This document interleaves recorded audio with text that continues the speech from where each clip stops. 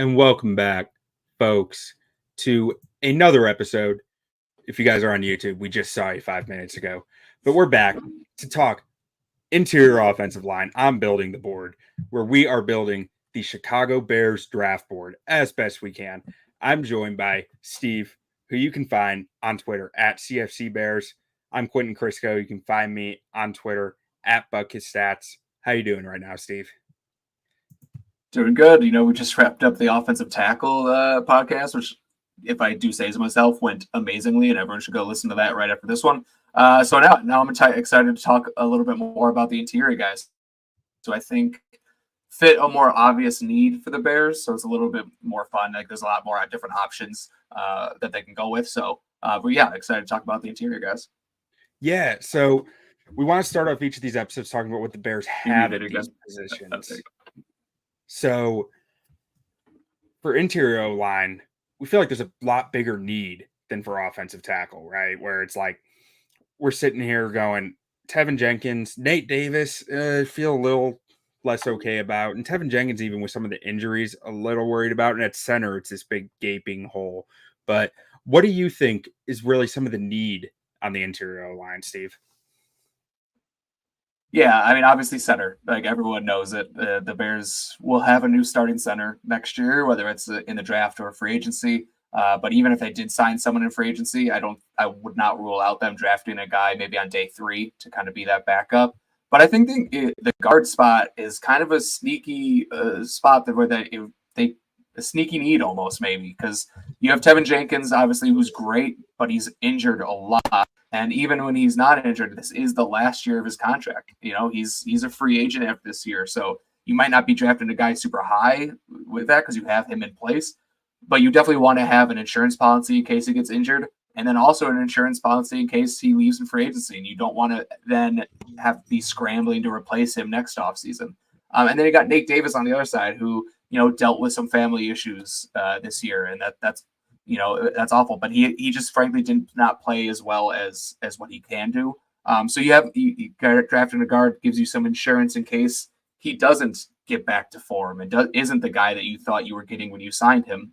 And he has 2 more years left in his contract, but he also has an out in his contract after this year. So again, if the Bears don't feel like they're getting the production out of him, they could cut him, and then they have a hole there. So I think guard is really a spot where they're definitely going to want to get someone in the draft. I do think that they're going to lean towards a guy who can maybe play both as well. So they might not necessarily know exactly where their needs are, but if you sign a center and in the draft, I think that's a really good option for that. Yeah, and I mean, I think they're for me personally, use him as kind of a swing offensive lineman, interior offensive lineman, and kind of. Yeah, Steve, I think you're cutting in and out a little. You might have maybe too many things open at once. So I'm having a hard time picking it up. I hope no one else is, but at least for me, I'm having a hard time with it. But so I think you mentioned potentially signing a center in free agency, and I think that's really where my head is at of like maybe because I want more depth on the interior O-line, right? And I want more options, more availability because of Nate Davis had availability issues. Tevin Jenkins, there are constant availability questions. And to me, the most clear path is signing a veteran center, whether that be the guy from Las Vegas or the guy from Miami I like, but coming off a torn ACL I don't know about. But signing one of those veterans and then going in the draft and finding someone who can play center, who can play guard, who can be that ultimate utility interior guy that you can develop for a year down the road if you need to go away from Nate Davis, if Tevin Jenkins walks away, or 2 years down the road, if you want to be free of this free agent, you can plug this guy in at center. I think that makes a lot of sense. And you're a lot more clear now. So I'll let you keep going as well. Yeah, no, sorry about that. I did have a lot of tabs open, so I closed some. I ejected the external hard drive. Sometimes that helps. So, but yeah, I basically said the same thing. So I don't know what everyone heard, but yeah, I think with Tevin Jenkins, you have injury concerns, and he is a free agent after this year. And with Nate Davis, you have some play quality of play concerns, and you can cut him after this year. So getting a guy who can kind of do both in the draft, even if you do sign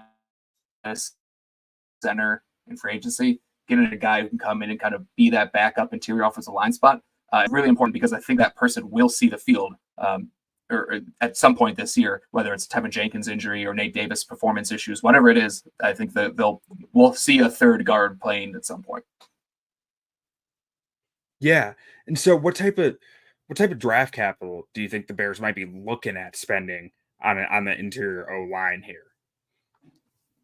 Yeah, I mean it depends. I mean, we know the Bears are drafted. We have a good sense that the Bears are going to be drafting Caleb Williams at one or a quarterback at one. So do they really want to draft a center as well and have a rookie snapping to a rookie quarterback? I don't think so. So I think they're going to kind of address that position in free agency. And at that point, I don't think there's any guards that are worth selecting in the first round.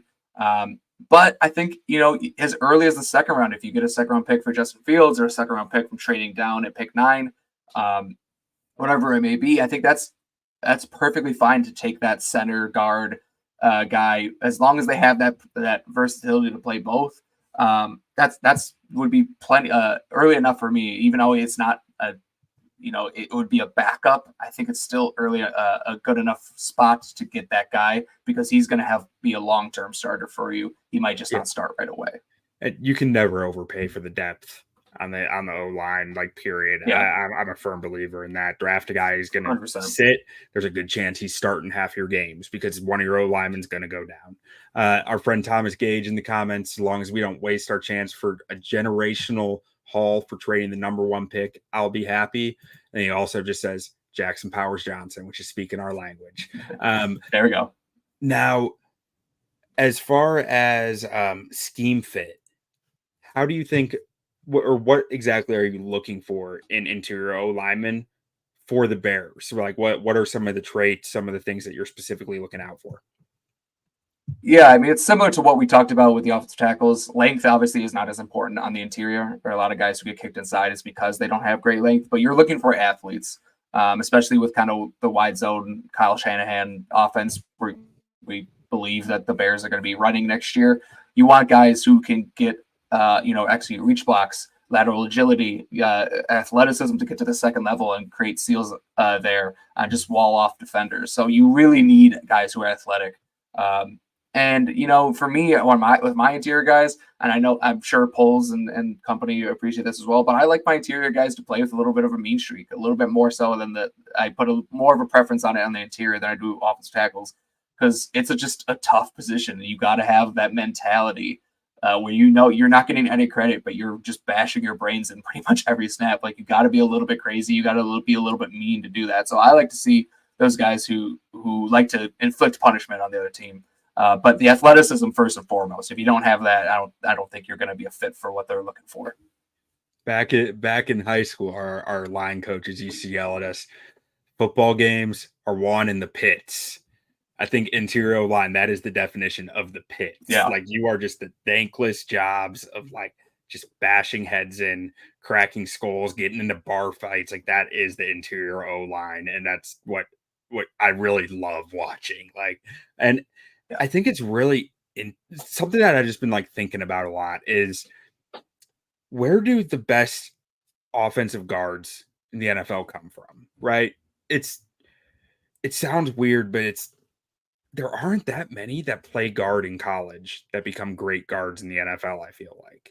It's a lot of Yeah. tackles from college who go into guard. There's always like few guards who stay at guard. Like, there's the Quentin Mhm. Nelsons, there's the I can't think of another one off the top of my head, but there are always guys who just are offensive guards. But once you get out of the first round talents, I feel like a lot of times you're talking tackles who converted over, which is Yeah. and I mean I look at our list here. Our list here is maybe one guard two guards and the Yeah. rest centers, and it's like centers who can Right. play guard, and we talked about a few on the last show, tackles who could kick inside to guard. But the guard class, I feel like last year and this year, it's very light. It's just a few guys who you really feel good about, and then it's the rest of the guards in college don't tend to be drafted that high, at least. Yeah, no, I mean, I agree. It makes sense though, because when you're in college, you're putting your best athletes at left and right tackle, and those guys, are the best athletes on their team, but they might not be NFL level offensive tackle athletes. So you move them into guard, but then they go from maybe an average left tackle athlete to a really good guard athlete. So it makes sense. I mean, that's where when you're growing up in high school, you put your best players on tackle. You in college, you put your best players at tackle, and then they just slowly move inside as they get to the NFL level. So yeah, I mean that's a very good point. A lot of the guys, we talked about some in the last one. We'll talk about some guys here who are making that transition from tackle to guard or center or whatever it is, or guys that if we're talking about strictly interior offensive line guys who can play center and guard, because it's tough to be a center only prospect, or guard only prospect in the NFL, especially when you're talking about day 2, day 3 guys, because you need to be able to back up multiple positions. You're not going to be drafted on day 3, or at least not early on day 3, if you can't back up multiple positions. So yeah, a lot of guys making transition here, a lot of versatility that we're going to be talking about. Yeah, and another comment from Thomas Gage about the Caleb versus Justin Fields conversation. As much as we'd love to get into that with you, Thomas, we're talking about the trenches.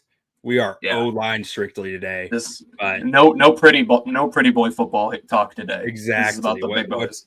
What's the quote from Buddy Ryan? QBs are overpaid SOBs who need to pay for what they've done.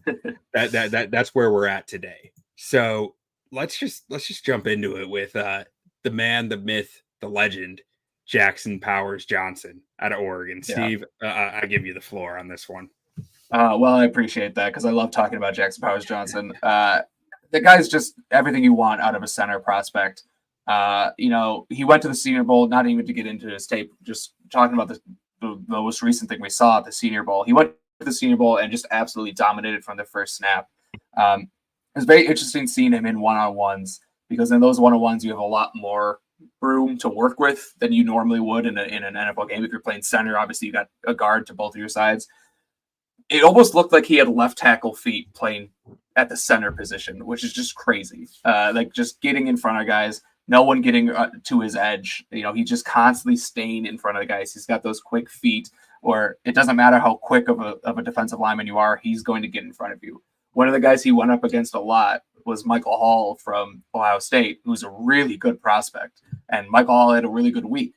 But Michael Hall just wasn't beating Jackson Powers Johnson, and that's not a knock on Michael Hall. That's more talking about how good Jackson Powers Johnson was. A guy who could play center and guard, I think that's important to his projection, because it is a guy who's getting that first round talk. And if you're a center only prospect, you're not going to be taken in the first round. So the fact that he has that versatility is really nice. I think his hand placement is really advanced for a player with so few reps in college. He's only been in college for 3 years. He played guard, I think, his first year, and then center the past 2. And as soon as he started playing center, he was one of the best center prospects in college football. He plays that mean streak I've talked about. He's tons of pancakes on tape, which is just fun to watch. But I kind of mentioned this when we did our introduction. Like, it's all the plays in between those impressive pancakes that impress you the most. It's the little things he does with his hands, with his feet, and how he rolls his hips into contact to create movement at the line of scrimmage. It's all those little things that you don't necessarily turn into a great, highlight block, but it's just the little things he does that really stand out. And like it, I use the term all the time, dancing bear. It's kind of become, synonymous with offensive line scouting reports. Like, he is definitely a dancing bear. He's a big guy for a center. He was like 330 pounds, something like that at the Senior Bowl, which is much bigger than centers. But he moved just as well as anyone. Some guys who were, 30 pounds lighter than him, he was moving better than them. So I think dancing bear is fitting, a fitting adjective to describe Jackson Powers Johnson. Yeah, I think we're in lockstep on him. I Yeah, got even more sold on him at the Senior Bowl. Probably need to up my grade a little bit on where I think his ceiling is now after seeing him live. Um, I think he's a first round prospect. I think the only way the Bears are even considering him are if they trade down into the 20s from the number yeah, 9 pick, which is possible. I mean, and th- there are not so it under the assumption that Caleb Williams or any rookie is your starting quarterback next year. I'm not comfortable with very many centers starting yeah. underneath that, and Jackson Powers Johnson is one that I'm okay with. Like, I don't love it, but I'm okay with it just because he's such a good football player. And that's not any comment against the player. That's just rookie centers are not what you want with a rookie quarterback. But Powers Johnson's a guy that I would give that up for. I would be like, it's worth it. Yeah. He's that good. Yep. Yeah. And yeah, like you said, like you're not going to pick him at 9. As good of a prospect as he is, the value is just not there at the position to pick him at 9. So, but you're also not going to get him in the second round at this point. So if you trade back to 18, 19, 20, I don't know, whatever it is, you feel a lot better about, taking a non-premium position because you get that extra draft capital to go with it. Yeah, and But yeah, so we're going into the Thomas comment. Gage on your comment here, he asks, how can you even talk about the Bears taking a guy like JPJ or Frazier when you don't have a second round pick? Yeah, I think it's a trade. Like you're talking Yeah. about, you trade down from 9, you end up in the 20s, or you trade down from 9 and pick up a second, pick up a third somewhere. There are a lot of the Bears have a lot of draft capital. And I don't think they're going to be drafting necessarily where their picks are right now. I think they're going to be moving around to strategize to where they think guys are valued and where they want to pick guys. And I think they have some of the most flexibility of any team in the NFL in this class. So that's where Yeah. a guy like JPJ and maybe the late first or Zach Frazier, who we'll discuss later in the second somewhere, that's where I think that's possible. Yeah, and there are a lot of ways to pick up that second round pick. If that's your concern, is that we're talking about guys in the second and we don't have a second round pick, and you're saying we should trade back from 1 to get that second round pick. That's certainly an option. If you trade back from 1, you're going to get a second round pick somewhere. If you trade back from 9, you can get a second round pick, and if you trade Justin Fields, you can get a second round pick. I'd be absolutely shocked if the Bears don't have a second round pick in the 2024 NFL draft, just because there are 3 different avenues you can do to get that second round pick, and one of those things is going to happen. So they'll have a second round pick is basically what I'm saying. One way or the other, no matter what you think is going to happen, I think they're going to pick up that type of capital. Now we can move this along to Graham Barton, the left tackle out of Duke, who actually played center as a true freshman, I believe, at Duke, and then has played left tackle each of the 3 years since. What do you think of Graham Barton, Steve? Yeah, I like Graham Barton. It's another guy I like a lot. He did play center as a true freshman at Duke, and then transitioned to left tackle as a sophomore, and put together really good tape at left tackle. His future home is on the interior. We talked about in the offensive tackle podcast, if you listen to that, we talked about a lot of tackles who are probably going to transition to guard or center or whatever. Graham Barton's definitely going to transition to guard or center. I don't remember what exactly his arm length was, but it was under 33 inches, and he just has a guard frame. When you look at him, he looks like a guard who's playing tackle. But despite that, he put together really good tape at left tackle. Really good feet. I really love as a run blocker, just how explosive he is out of his stance. He gets from point A to point B very quickly. He plays with a mean streak, which I've mentioned I like. We talked about this with the offensive tackles. I think he had some of the best balance and flexibility that I've seen of an offensive lineman, probably even more so than Jackson Powers Johnson. Not to say that Jackson Powers Johnson was stiff at all, but I just really liked Graham Barton's balance and flexibility to stay in front of guys and to recover when he gets beat. And I think he's going to go to the combine, and he's going to maybe not an elite top tier athlete, but he's going to be maybe test better than what people think. And once he gets into space, if you get him to the second level, he locks under his target well. Just really technically sound too with his hand use. There is some projection to his game just because he's moving from left tackle to center or possibly guard. I think his best position is center. So there's projection there. But he played center as a freshman. He's shown he can do it in the past. I think he would be an excellent pick as a guy who can potentially play 5 positions on the offensive line in a pinch. Like I said, he's going to be a center guard in the NFL, but if you get some injuries, he could probably play left tackle for a game for you and not absolutely kill you.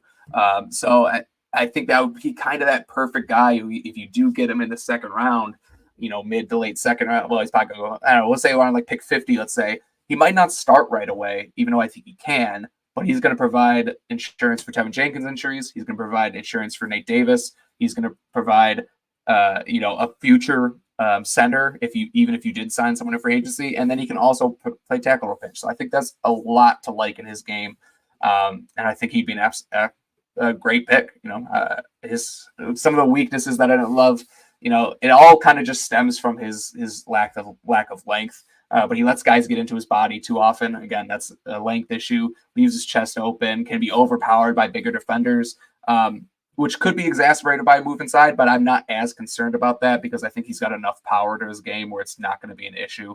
And then again, more of a catcher than a puncher at times, which is something I said in the offensive tackle podcast. But so there's a lot to like this game. But there is a lot of that projection when you're transitioning a guy. But I think the guy I compared him to, I did. I compared him to Cody Whitehair because Cody Whitehair was a really good left tackle at Kansas State, and he ended up starting week 1 for the Bears at center. And I think that is a possibility with Barton as well.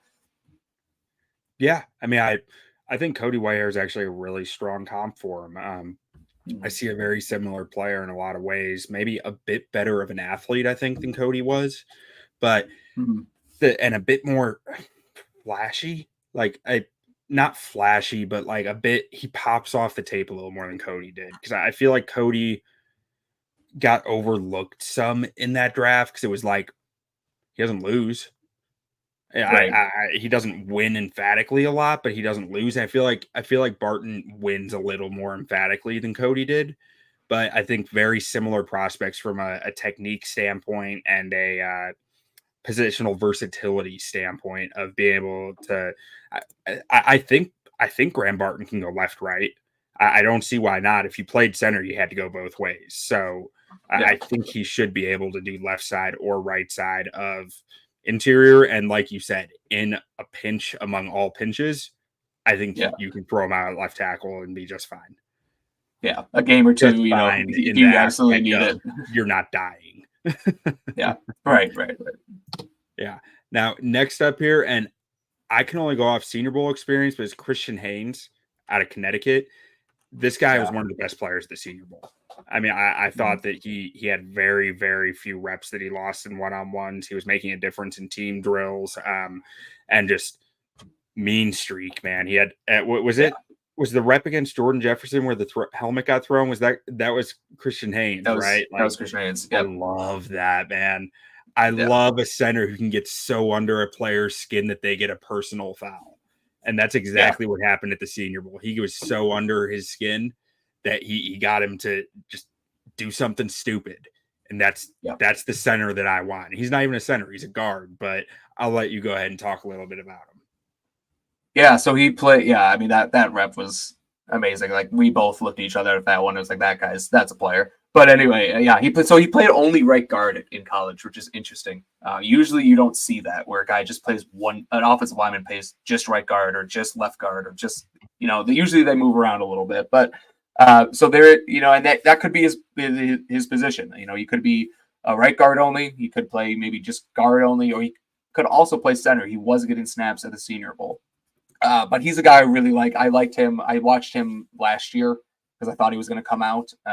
And with the COVID rules, it's hard. It's still hard to tell who's draft eligible and who has extra years of eligibility. So I watched him last year, and I loved his tape. I watched him this year, and I also loved his tape. But he's just such a good athlete. I mean, I think he's probably a better athlete than the 2 guys we talked about, or 3 guys, than the guys we've talked about previously.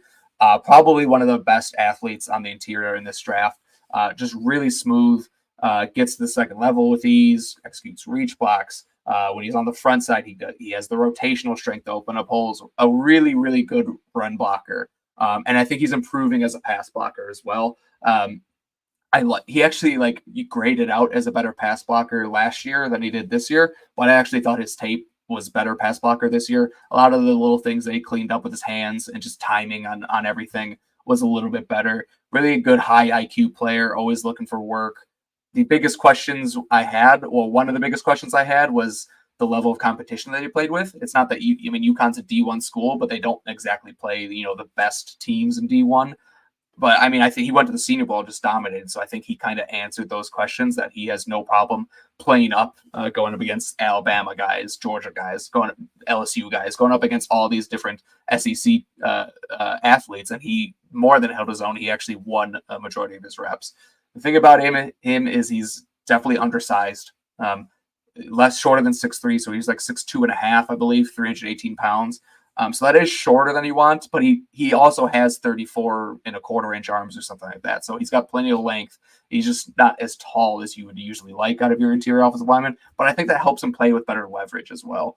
Other things that needs to clean up, just like inconsistent pad level, knee bend. He just plays a little bit too high sometimes, especially in the pass game. But all things that can be easily cleaned up. And I did have a chance to talk to him at the Senior Bowl, and he did say his entire time at UConn, he cross-trained at left guard and center, as well as right guard, obviously. So he has experience with that, and he was snapping the ball at the Senior Bowl as well, too. So depending on how you see him, he could play all those positions. So another guy kind of in that same Graham Barton role, where I'd have no problem taking him in the second round, and that you can either start him right away, he could be a high-quality backup with the intent of eventually putting him into that starting lineup. Yeah, and I mean, you mentioned his height. Like I don't really care at Yeah. at offensive guard or center. Like you're 6'2", fine, great. 318 pounds with 33+ inch arms. Like, I mean, not that length matters all that much on the interior, but like it helps. And Yeah. like you're a little shorter, great. You got better leverage on everybody. Like that sounds fine to me. As far as like, I think his strength is there, and I mean, he didn't look short at the Senior Bowl. That's all I know. Yeah. Next up here, we got Zach Frazier. And so the last two, I hadn't watched as much as you, but on Zach Frazier, I feel very much like I can take the lead on this one. Zach Frazier is one of my favorite players in this class. 4-time state wrestling champ in the state of West Virginia. Love that. Love that. And it shows in his tape. This guy understands leverage, angles, and spacing so well. He really gets pressure points of how to move people to where he needs them to be. And that's something that I just value very highly. And I said at the start of the show, there are not many guys that I really trust with a rookie quarterback to come in and be a rookie center. Zach Frazier's the one guy that I really trust to be just fine doing that. I don't think his upside is as high as some of these other guys. Like, I don't think his ceiling is going to be the same as a JPJ or like maybe I think Bo Limmer might have a little more upside than Frazier, but I think what Frazier gives you is a guy who's just going to start and be a good starter in this league for a long time, as long as injuries don't hit him. I see loose hips. I see him rolling his hips through contact. I see him understanding how to use his hand placement and his leverage to just open up the spaces that he wants to open. Just such a impressive understanding and a low center of gravity. There's just so much working for him. I think he's going to be a really good pro player. I do think he gives up a little bit of ground early on when he's faced with power, like bigger nose tackles that, you're the center. You can't afford to give up that much ground on initial contact. And he gives a little more than you'd like. But I don't think he's a maxed out frame. I think there's room to add some power there. And the loose hips, I don't think he has any problem getting into his anchor. I think it's just there's a little bit more he can add. And I think that little bit more will help him. And again, it's power is really the only thing that I really saw that was negative for him. He really needs to be squared up to the more powerful blockers, the bigger nose tackles, to be able to control them. It's impressive that he can control them because they're bigger than him. But he needs to be able to have his hips square to the point of attack. There are some guys you'll find who can get away with not being square, not being in the perfect position to absorb power, that can still do it. Frazier isn't one of them, but with how technically sound he is, I still feel fine about it. Yeah, he's just a really good player. I mean, you've watched more than I have, so I don't have a whole lot to add there. But yeah, just the one thing I always like to say about him is like you mentioned the wrestling. Like it's so you don't even have to know that he was a wrestler. If you watch his tape, you'll be like, this guy was probably a wrestler at some point in his life because you could just see it. And I saw a rep today. I was just scrolling Twitter, and I don't know who posted it, but it was a rep of him taking out a linebacker and just flipping him over like his head with ease. Like it's just a 250-pound guy just flipped him. It was. So I want to know what that guy said to him the rep before that made him do it, because it was like unprovoked. Yeah. It looked like it was provoked. Yeah. It was just why. It was a little bit late, maybe right after the whistle. You gotta love that. So yeah, but the only really concern I have, it's not even much of a concern. I wouldn't even describe it as a concern. I just think he's probably a center only guy, which just, and that's, so it's not a concern. I think he could be a really good center, but when you're drafting those guys, you have to be pretty sure that they're going to be at least a starting quality center, because there's no utility there of being a backup center. You don't see those in the NFL. So would be the only like knock I would have on him from the little I've watched. But again, I think he can be a starting NFL quality center, so that's a less of a concern than what I would have. But just kind of it lowers his floor, less room for error. I could be wrong here. I do think he did play a little bit of guard at one point, not a lot, and it doesn't necessarily mean he can do it at the NFL level, but I think he did, which does help make me a little more comfortable with that. But you're right, I do think he is a center almost all the time in the NFL. Yeah. Next up, we got Bo Limmer out of Arkansas. And man, I don't know how much you've watched of him, but over the weekend, I watched 3 games. And after, like, I got interested in watching him after the Senior Bowl. I was like, I got to see more of this guy. And over this past weekend, I watched 3 games. And, I am hyped up about this dude. And how you said you can tell that someone was a wrestler, I felt that way about him. I couldn't find any wrestling in his background, but similar to Frazier, just really understands those pressure points and leverage, but he's angrier about it. Yeah. He wants to make, this is my favorite thing. I wrote it in the Sky Report. I wrote it in my tweet with the video. He wants to make you pay for even thinking about existing on the same football field as him. And I adore it. I can't get enough of it. He played right guard next to Ricky Stromberg last year, was, I believe, second team all-conference SEC as the right guard. I'm not sure what he weighed in at the Senior Bowl. I thought he looked a little thinner. Yeah, he weighed in at 301. He's 6'4", so he's a little bit taller of a center. I really think his frame fits for a Shanahan scheme very well. Mm-hmm. As far as like being a bit more athletic. I only think he's an average athlete, but he doesn't have a problem moving.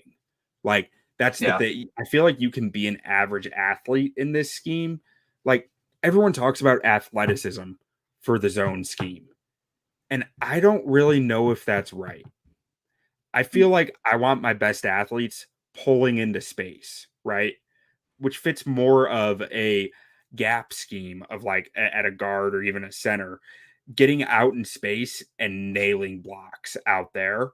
In the zone scheme, I need you to be an adequate athlete. That's fair. And an easy mover. And I feel like Bo Limmer is an adequate athlete and moves easily in space. He's not clunky. He's not like his power isn't going to blow you away, but I don't know, maybe it will. He's the strongest player in bench press and squat on the Arkansas football team, but he's only 301 pounds, which is a little nutty to me. And he does show good leg drive on tape, but it's not, his power isn't always dominating, I guess. And there's just so much I like. He's such a technician, but he's angry about it the whole time. And that just gets me so hyped up. Yeah. I mean, I haven't watched really much of him at all. The only 2 things I've watched of him is basically just seeing him a little bit last year when I was watching Stromberg and he was playing guard. So I don't have a whole lot to add to that. I will say that like I was surprised he weighed in at 300 pounds in the Senior Bowl, because I thought he would be more of that 310, 320, even like maybe even 320, just based on the little that I saw. So I wonder if he did try to like maybe shed some it kind of as he gets to It the didn't stop him combine. from stonewalling Tavondre Sweat. That's all I know. True, no, not at all. But yeah, it's a guy I need to watch more of, so I don't have a whole lot to add there. Yeah.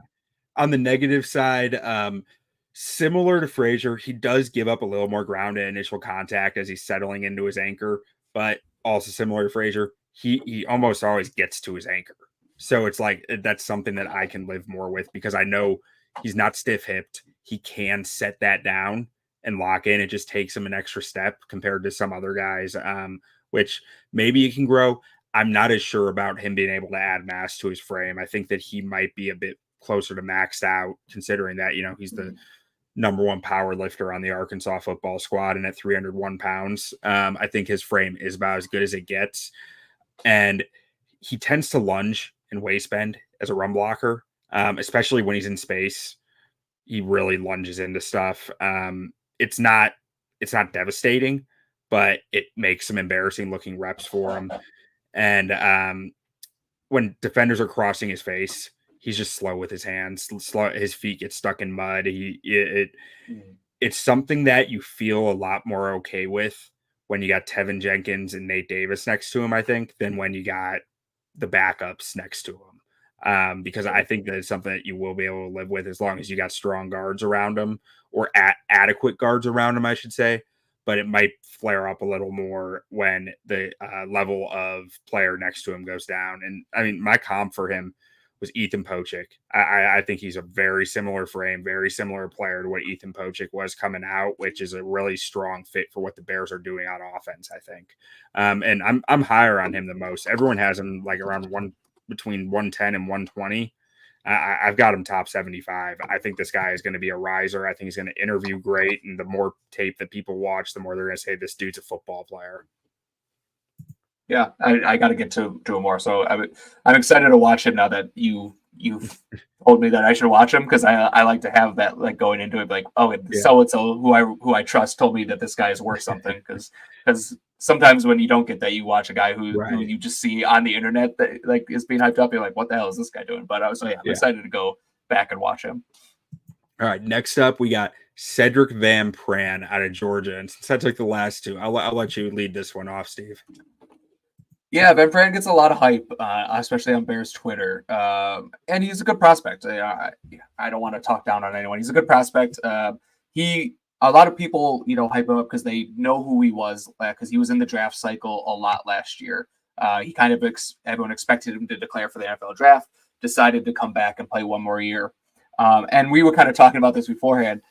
Earlier in the year, I was talking to Q just on Twitter, and I was like, yeah, Cedric Van Pran really took a step forward this year. Like his early season tape is really good. He's starting to turn the corner because his junior year tape or last year's tape, I forget exactly where he is, was a little bit up and down. And I was like, yeah, you got to watch him again because he's doing really well.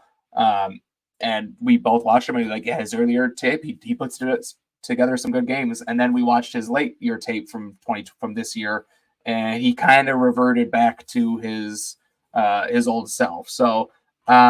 It's a process that I think I like, but he's not a prospect that I love. I think there's other guys that I would take over him that he's right now being projected ahead of. But yeah, athletically he kind of gives you everything you want. It's kind of more the awareness and the technique that kind of leaves you wanting more. But that's kind of the what I got from him. I think if you are drafting him, if you did take him on day 3, in that, around 4 range, around 5 range, I think there's a lot worse guys you can have, but I don't think he's that day 2 pick that he was kind of getting hyped up as. Yeah, no, I saw something very similar with him. I mean, I think so. Right now I've got a 6.9 grade on him, which is, let me look at our chart, 6.9, top 75. So like, right around 3rd round is where I'm thinking for him, which I think I said in my scouting report. Even then, I'd rather take him early in the 4th than in the 3rd. Like that's where my gut says that I think he belongs. But realistically, I think his athletic profile, his size, his strength, I don't think he's getting out of the 3rd round. So Yeah, no, that's kind of absolutely. just where you're stuck with it, which makes me question his fit for the Bears because similar to what you said, I think he still needs some development mentally. The processing, the understanding what he's doing, when he's doing it, why he's doing it, I think still needs to grow, which is just not something I think really works for what the Bears are coming in this year. Whether it's Justin Fields or Caleb Williams under center, one's a Mhm. rookie, the other's in a make or break year. I don't think you can afford having a center who is still learning like that under there. So that's where I Yeah, struggle with Van Pran. Um, I love his physical profile. I mean, he's got heavy hands. He's explosive the second level. His anchor is snap. He's in it. Um, I think that as far as physical profile goes, JPJ might be the only better physical profile in this class than Van Pran. It's just the rest of it that I just makes me wonder if he's a fit for the Bears right now. yeah. Yeah, exactly. I mean, if you could get him on, day three, like I think he'd be a Yeah. really good guy to stash behind a free agent or something. Because I do think he has. I think he's only played center. I could be wrong, but I Yeah. do think he could Yes. play guard in the NFL as well. So he's got that like kind of. I think he can play both. But yeah, I would just want to. I wouldn't feel comfortable with him starting right away. I want to give him a year, and I just don't think where he's projected to be drafted, it just doesn't really line up with the Bears that And much. I mean, by all accounts, I mean, I think was he all, let me see. He like people at Georgia talk about him as a high football IQ guy, as a leader, and there's Yeah, a lot of stuff off like outside of just what's on the tape that makes you think that the guy is going to be successful. It's just I'm not sure you can risk it this year for the Bears yeah. based on the processing issues that you see on tape. And I don't think it's a lack of ability to process. I think it's just he needs to get into a real NFL offense, and Georgia doesn't run real offenses. Yeah, I think Duke Manyweather tweeted something about him saying he has like the highest football Q he's ever like talked with. But and I obviously trust his opinion Yeah, a lot because he's a great yeah, offensive line mind. But yeah, I don't know. I just didn't see it. And like you should, if you're listening to this, you should probably trust his opinion over mine. Like just to be honest, because he's a very very smart man, but and very in tune with the NFL. But yeah, it's just weird to see such a varying opinion on him yeah, from stuff like that. yeah. All right, next guy, one of both our favorites, uh, Hunter Norzad out of Penn State. And Mm. Steve, the floor is yours. Yeah, I love Norzad. I saw him 2 years ago. Again, I keep saying this because I don't never know who's draft eligible. I was watching Olu Fashanu though last year, and this left guard kept on popping out number 64. He was just constantly winning his reps. He was getting out in space. Specifically, I remember this because I was specifically watching the Ohio State game versus Penn State, and they had one rep where they pulled both Fashanu and Norzad on the left hand side, and he got out in space, good athlete, and just connected with a safety or linebacker, can't remember who it was, and just laid him out and didn't miss a step. Like it was such a great rep, and I was like, "Who the hell is this guy?" So yeah, I started watching him more. I actually stopped watching Fashanu and started watching him, and I was like, "Oh my god, this dude's a player." So he played at Cornell, doing a little bit more research back on him. Played at Cornell for a couple years at tackle, transferred to Penn State, and again, he was playing guard in 2022. This past year, he's transitioned to center, and it was his first time playing centers in his career. And there were some ups and downs, but I think there were a lot more ups than downs for a guy who's playing the position for the first time in his life.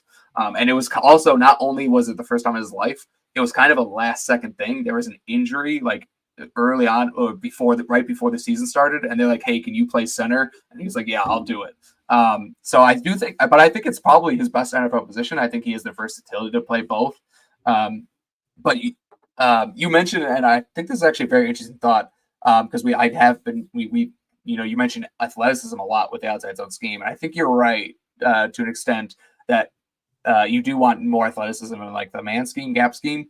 But I think when you're talking about the outside zone and Kyle Shanahan, what you really want is a guy who's just very quick out of his stance Yeah. because they need to get from point A to point B quickly. And if they're too slow, they might have the long speed to get out and run. But if they're not quick out of their stance, they're not going to be able to do well in that outside zone. And that is something that he has no problem with. So quick out of his stance. to get into position, to get into first meaningful contact, quick feet to stay in front of guys. Just I really like him, and I think he's got really good heavy hands too. A lot of those snatch traps on his tape where he's just grabbing on guys and yanking them down. Really powerful upper body. And I think he's just really good. You could tell he went to Cornell because I think he's very smart. The one thing that I really hated about his tape, and I think you probably know where I'm going, is he could, at least at center, he could not identify a stunt or twist to save his life. It was bad. And pretty much every time they ran a stunt, he missed it, except for maybe a couple. But again, it was his first time playing the position, and he was kind of thrown into the fire. So a little bit of leeway there, but it's definitely something that he's going to have to clean up as he gets to the NFL. So I will say on that front, the first game I watched, it was like, oh my God, this guy can't do that. Like, and the next game, it was like, okay, that's a little better. And the next game was like, that's a little more better. So it was like, it felt like he was getting the hang of it as the season went on. I don't even know if those games were chronological. I assume they were because it seemed like he was progressing. But yeah, no, at the first one I watched, it was like, why is this guy not being talked about? Oh, it was just a big red flag of like, that's not good. But teams, as the season went on, teams weren't hammering it either, which makes me think he was picking it up, because if it was just he can't do it, what would stop a team from just doing it over and over and over on him? Yeah, I mean, the guy went to Cornell, got into Cornell, so like I'm sure he's a very smart person. Like I looking at my scouting report that I'm writing right now, he was a second team all Ivy League academic person. He won the academic Heisman at Cornell, so he's plenty smart. I don't think that's the issue. It's just an experience thing. He's just something he has to get a better feel for the position, and like you said, it did kind of get going as he went on. And I think if we're talking about a guy who's probably going to go on day 3, I think would be an absolutely perfect fit for the Bears if they sign a center in free agency, and you can let this guy develop for a year or two. And I do think he has some guard versatility, maybe not so much as some other guys, but I don't think he's necessarily a center only either. He did play guard in college, but I actually compared him to Juice Scruggs, who was also a Penn State center last year, whose tape I actually didn't really like as much. But the reason I compared him is because kind of Juice Scruggs went to the Shrine Bowl and looked pretty good, and then it ended up being a 3rd round pick. I believe by the Texans. Yeah. And Norzad went to the Shrine Bowl and by all accounts looked really, really good. And I think he could also have the kind of a similar ascension up the boards. We've already started to see it. Like if you do the PFF mock draft simulator, he wasn't even in the simulator 2 weeks ago, and now he's like 180. And I think he'll probably continue to rise as people get more eyes on him. Plus, he's got a mullet. Yeah. What else do you want? You got to replace Dan Feeney's mullet. Like, we need a mullet on the team. Yeah, for sure. 100%. Yeah. Huge fan of this guy. I mean, I think the Juice Scruggs comp makes some sense. I like this guy's feet a lot more than Juice Scruggs, though. Like, I felt like Juice's feet got stuck in the mud a lot, and it was just like he had enough raw power that it was okay. But like Hunter Norzad's feet, I feel like are churning. I love this dude's tape. He's just heavy metal. Yeah. That's awesome. Oh, yeah. Yep. All right. Next guy we got here is also heavy metal, Zach Zinter out of Michigan. So Zinter, he's one of the first players I watched in this draft cycle. And I saw a strong, smart blocker who sets the tone in the run game and just loves to hit people. There's a quote from this guy, like from high school or something, that's just like, what's your favorite part about football? It's just like hitting people. Like, I love to hit people. I just want to hit everybody. Like, it's just like this dude's a bumper car, man. He just wants to go out there and smash people. And I love that at guard. I love that. I love that. I love that. He's an offensive guard only, that hasn't played any center, 2-time academic all Big Ten, 1-time academic all American. So you see the smarts coming through there, and the smarts show out on the tape too. He reacts to stuff live in real time. makes changes as necessary when he sees blitzers, when he sees things that he can pick up and help with, which I think is a huge factor in offensive linemen. Like there was a play earlier this year where we saw from Tevin Jenkins. He completely called an audible mid-play for himself of just like, nope, I gotta do this or the play's not gonna work. And he does it. Like that is live reaction, live intelligence you're seeing on the screen, and you see it in Zach Zinter's tape. I think he's really good on the move. He might be best in a gap scheme because I think he is a good athlete, good enough athlete, but his radar is just excellent at finding the guy that he's supposed to go hit and going and hitting him. Which just makes me laugh saying it. Like, but it's not easy. At 300 to 320 pounds, finding guys who can go ID a 200-pound cornerback they're supposed to hit and actually hit them is hard. And it's something that Zach Zinter does really well. One thing that is tough with Michigan, it's such a run-heavy offense. It's hard to really get a good feel for these guys in pass protection.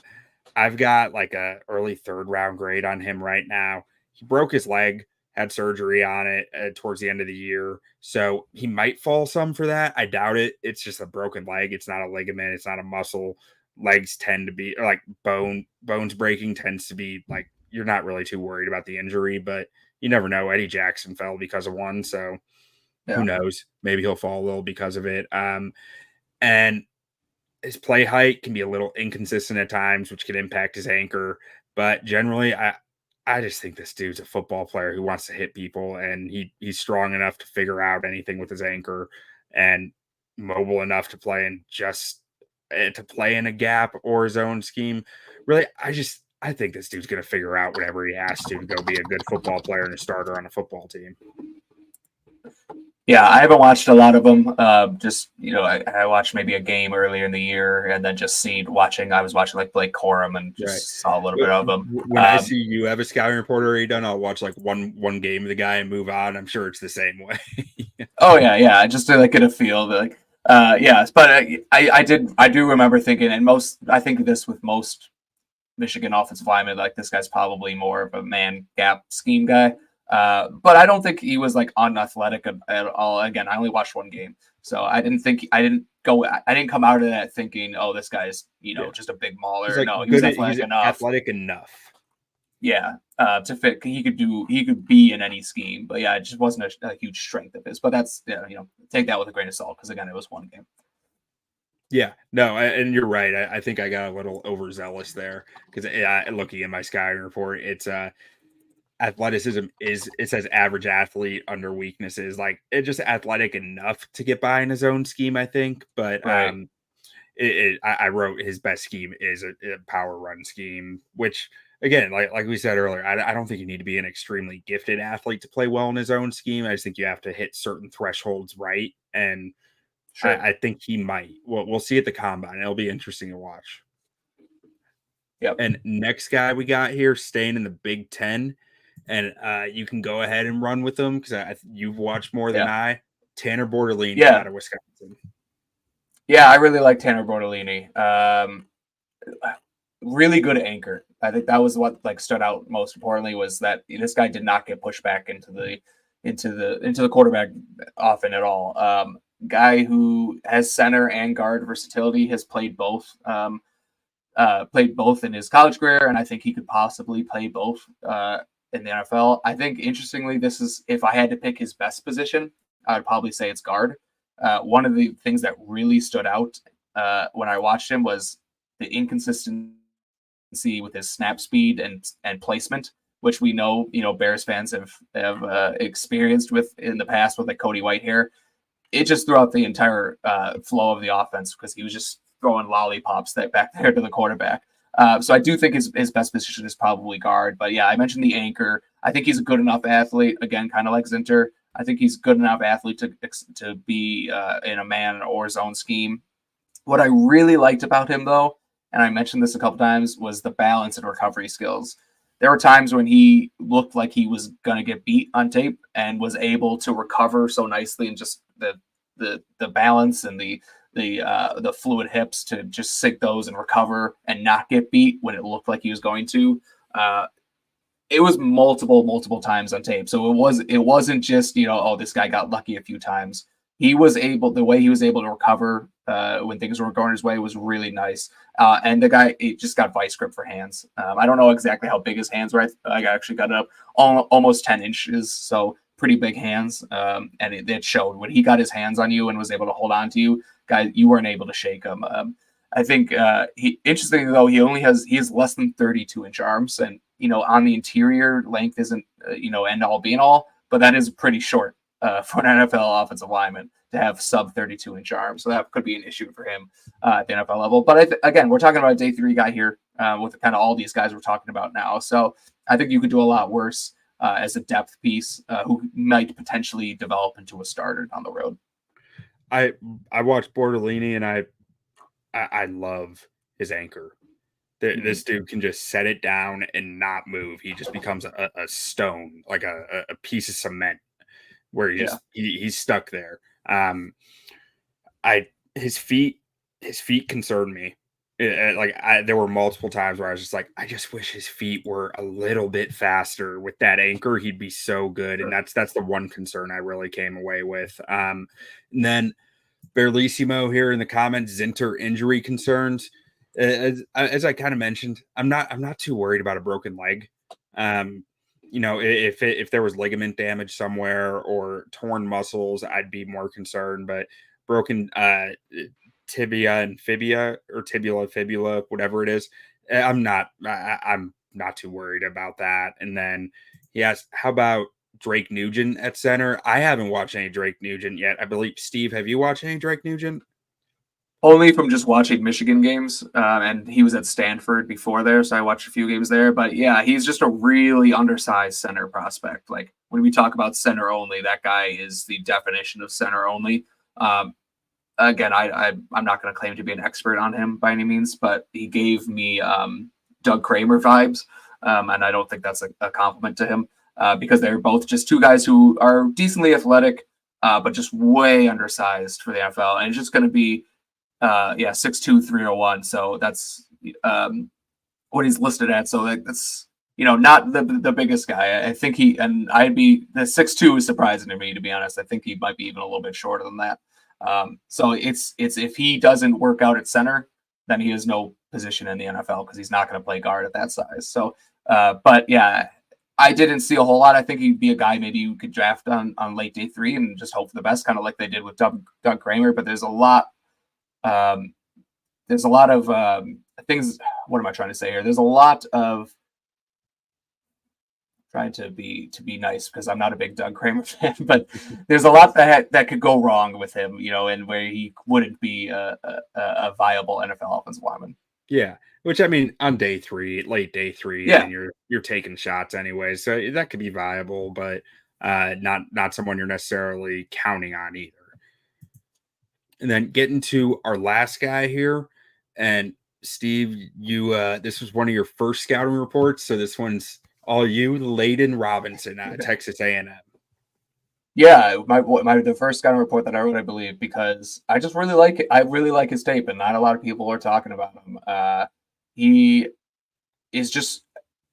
It's kind of like when we talk. Well, this was the other podcast where we talk about Ola Fashanu, where it's a tale of two tapes, where you have a really good pass blocker who's not a really good run blocker. It's the exact opposite with Robinson. As a run blocker, this guy's really good. He's so explosive out of his stance. Athleticism to get wherever he needs to be on the field, reach blocks, whatever, pulling, it doesn't matter. He's got great athleticism, great out of his stance. But then you get to the pass blocking side, and it's just a completely different game. I think he would have like probably a day 2 run blocking grade for me, and then a late day 3 pass blocking grade. He's just constantly stopping his feet in pass protection. Like he'll punch and then just like plant his feet, and the guys just get around his edge way too easily. I think he wins a lot with athleticism, and it's the technical part of the game where I think he falls a little bit flat. But if you're talking about a day 3 guy and he's just really athletic and needs to be coached up a little bit, I like that profile, of a guy who's just, hey, this guy's got good size, he's got good strength, he's got good athleticism. We just need to teach him how to play football and how to block and stuff like that. I think that's a profile that I want to draft on day 3. So yeah, I just really liked him. Very expansive. Another guy, interestingly, kind of like Christian Haynes, only played right guard in his career. You don't really see that from interior offensive linemen a lot. Usually they're bouncing around. But yeah, and then kind of like Norzad, very late to recognize stunts and twists. It's just the mental aspect of the game isn't there. But from athletics, I think he's going to test really off the charts, to be honest. And at the senior, we saw him at the Senior Bowl, and he had some ups, had some downs, but overall didn't really impress too much. Yeah, I almost wonder A&M, like how much you can wonder about Jimbo Fisher just kind of being a recruiter more than a coach and being, Yeah, you know, get good athletes and throw them on a football field and hope they can play kind of thing. And yeah, I wonder how much Layden Robinson might be a guy who you can get to an NFL coaching staff and see him really grow. yeah, for sure. Yeah. And that about wraps it up, I think. Was there anyone else you wanted to mention, Steve? I'm sure there is, but we're in like hour 2 of these podcasts, so my brain's pretty fried. Yeah. Oh, Likewise. there is one guy. There is one guy I actually do want to mention because I might do a scout report on him. KT Levinston out of Kansas State. He plays left tackle for Kansas State, and if you watch him as a left tackle, you're gonna be like, this guy's not very good. But if you watch him and think, hey, this guy could be a pretty good left guard or right guard, there's something there. I really liked him, and he did really well at the Shrine Bowl apparently. So I want to watch more of him and get a profile on him. But he's one guy I'll give a shout out to. And I think we both need to watch some Christian Mahogany after his Shrine Bowl performance. I haven't gotten the chance Yep. to get to him yet. And Kingsley Egwakon was a guy at the Senior Bowl who really impressed me. I went back and watched 3 of his games. A little all over the place. The athletic traits are loud and they're there. So maybe as like a 6th-round developmental guy or something, you could see him coming off the board. But as a center, but his tape was just kind of all over the place. So that would be definitely more of a developmental guy. Mm-hmm. All right. Well, that wraps it up for us. Thank you guys so much for sticking with us, joining us to watch. Please remember to go to ontapsportsnet.com and check out our scouting reports. They're coming out daily. We're having 2 podcast episodes per week. This week, prior to this episode, we talked offensive tackle. If you didn't catch it, you can go back to the YouTube page for OnTap Sportsnet, find it there. And then this one, talking about interior O-line. Next week, we'll be bringing in interior D-line and edge rushers. Look forward to it. Look forward to talking to you guys again. Please make sure to give us a rating, give us a like, give us a subscription if you're liking what you're seeing. The ratings, especially on the podcast, help us so much. So we'd really appreciate anything you guys can take the time out to do. It will help us rank better in the podcast rankings and get us more listens, get us more reach. Until next time, thanks for talking to us. Adios. Fair enough.